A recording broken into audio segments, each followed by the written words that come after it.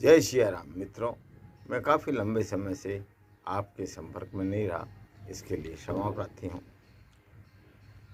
मेरा स्वास्थ्य कुछ गड़बड़ा जाने से मैं आपके साथ नहीं रह सका। आज मैं आपको मीन राशि में गुरुदेव बृहस्पति जो प्रवेश कर रहे हैं 13 अप्रैल को दोपहर में 3:15 में, उनके बारे में जानकारी शेयर करना चाहता हूँ। मीन लगन में बृहस्पति स्वग्रही होते हैं। गुरु की 2 राशि हैं, धनु राशि और मीन राशि। तो मीन राशि में गुरु स्वग्रही होते हैं। तो मीन राशि में जिनका लगन मीन है, जिनका लगन मीन है मतलब 12 नंबर लगन में लिखा है, उनका मीन लगन है। तो मीन राशि के लगन में आने से पंचम दृष्टि से पंचम भाव को, सप्तम दृष्टि से सप्तम भाव को और नवम दृष्टि से नवम भाव को बृहस्पति देव देखेंगे। सप्तम दृष्टि से सप्तम भाव को देखेंगे तो सप्तम भाव दाम्पत्य का है। तो जिनका दाम्पत्य जीवन बिगड़ा हुआ है मीन राशि में या मीन लगन है जिनका, तो उनका दाम्पत्य भाव सुधरेगा। और जिनका नवम भाव में गुरु की दृष्टि जाने से जिनके पिता के स्वास्थ्य में गड़बड़ी है, जिनके भाग्य में गड़बड़ी चल रही थी, उनके भाग्य में सुधार होगा। तो ये लगन और राशि दोनों से देखना पड़ता है।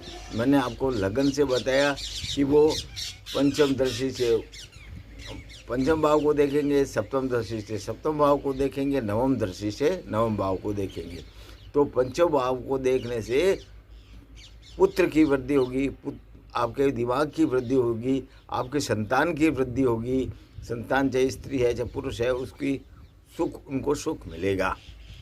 अब सप्तम भाव को देखने से जिनका दाम्पत्य जीवन बिगड़ा हुआ था, कुछ समय से क्लेश चल रहा था, तो बृहस्पति जिनका मीन लगन मीन राशि दोनों है, 12 नंबर भी लिखा हुआ और चंद्रमा भी वही है, हो गए। अब उसके बाद तीसरी दृष्टि जो आएगी नवम भाव पे जाएगी। नवम भाव पे नवमी दृष्टि जाती है। नवम भाव पे दृष्टि जाने से भाग्य में उन्नति होगी। नवम भाव पिता का है, तो पिता के स्वास्थ्य में अगर बीमार है तो सुधार होगा। पिता के मतलब आयु में वृद्धि हो, बीमार है तो ठीक हो जाएगी। दृष्टियाँ इसका प्रभाव करेगी।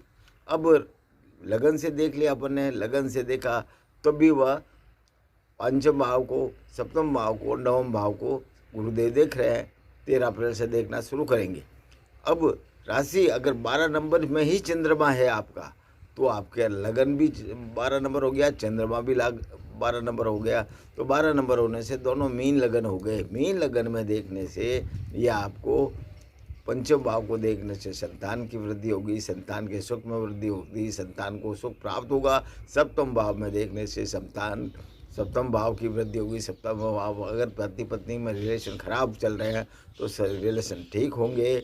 और नवम भाव को देखने से पिता का स्वास्थ्य अगर खराब है तो पिता का स्वास्थ्य अच्छा होगा। और यदि पिता के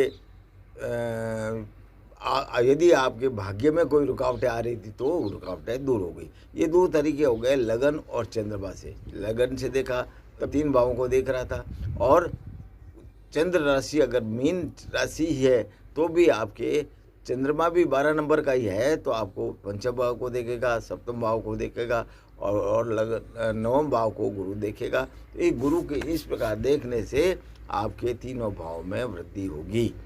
अब दूसरा, पहला सिद्धांत तो लगन सिद्धांत, दूसरा चंद्र सिद्धांत, और तीसरा सिद्धांत जो है वो है नक्षत्र सिद्धांत। नक्षत्र सिद्धांत से यह देखना पड़ेगा कि यह किसके लिए जन्म तारा में पड़ रहा है। जन्म तारा किनके पड़ेगा? जिनका कि बृहस्पति का नक्षत्र है, क्योंकि बृहस्पति पूर्व भाद्रा नक्षत्र में ही आ रहे हैं। पूर्व भाद्रा नक्षत्र बृहस्पति का है, तो बृहस्पति के नक्षत्र वालों के लिए स्वास्थ्य संबंधी थोड़ी परेशानी दे सकता है। जन्म तारा में स्वास्थ्य संबंधी परेशानी होगी, और विपद तारा में आता कोई न कोई कठिनाई आएगी। जिसका प्रत्यरी तारा में उसके लिए परेशानी आएगी, मतलब पूर्व जन्म के कष्ट प्राप्त होंगे। और जिनके सप्तम मारा वध तारा मारा है, तो अगर वो बीमार है तो उनको तकलीफ होगी। और जिनके संपत्ति तारा मारा है उनको संपत्ति प्राप्त होगी। सीमा तारा मारा है उनको, सीमा मतलब भगवान सेवा कर रहे हैं तो उनको कल्याण होगा उनका, और जिनका साधक तारा में उनको साधक तारा वालों को सफलता मिलेगी। इसका ये मैंने पहले आपको सिखाया हुआ है, फिर भी मैं आपको फिर आगे समझा दूंगा कि कैसे देखते हैं जन्म तारा वगैरह। काफ़ी लंबे समय से छूट गया है, इसलिए मैं वापस समझाऊंगा। लेकिन आज मैं ये बताना चाहता हूँ कि मैं आपके साथ जुड़ने के बाद में यही आपको बताऊँगा। अब ये दूसरा, पहला लगन सिद्धांत हो गया, दूसरा राशि सिद्धांत हो गया, तीसरा नक्षत्र सिद्धांत हो गया। अब चौथा सिद्धांत भी होता है, चौथा सिद्धांत है दशा सिद्धांत। आपका दशा कौन सी चल रही है? अगर आपकी दशा गुरु की ही चल रही है, गुरु का प्रतिनिधित्व चल रहा है, गुरु की ही अंतरदशा चल रही है, गुरु की दशा, गुरु की अंतरदशा, गुरु का ही प्रतिनिधित्व दशा है, तो आपके लिए और भी ज़्यादा फायदेमंद हो जाएगा। तो इस प्रकार ये गुरु का गोचर जो आपको रिजल्ट देता है।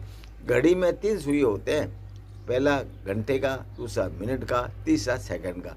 कम से कम 3 चीज़ों को देखना जरूरी है, ताकि अपन किसी बात को एग्जैक्ट नतीजे पे पहुंच सकते। खाली एक सुई को देख के घड़ी का समय नहीं बताया जा सकता, इसलिए खाली एक लगन में बृहस्पति आने से क्या फ़ायदा होगा इसका नहीं बताया। ये कम से कम 3, वैसे तो 10-12 मतलब इसके सिद्धांत है, लेकिन कम से कम 3 सिद्धांत से अगर आपके लिए फलित है तो वो 33.3, 33.3 प्लस 33.3 99.9 हो जाता है।